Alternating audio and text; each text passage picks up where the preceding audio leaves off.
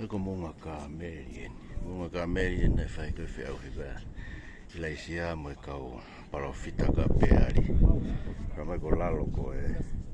na fai e fe au ko ia ha me muy me he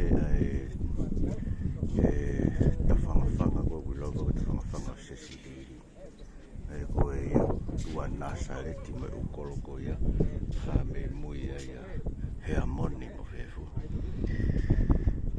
amu me ta no ke rak tu ba ta valu e fe au ko na fai e na ha ko ta lai ka peari mo pu tu ko ori ta pa na lot ka peari o ia kai la ke ha ya na hanga fala vea ki na to alo ho ta e fiafi i ai pe ya wa ai la isia tu ko e pulu e ori ta o spene hanga o fai lotu e na e pi vai e ori ta e foi ta fio ne ke na filo ku ya fo moni o to esteri ai na to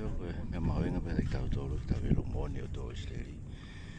ko e na ko yo tangata ko foi ko pe ho ve ta ilo moni ge o to no tari o to esteri na ko matangata Jesus Christ and I know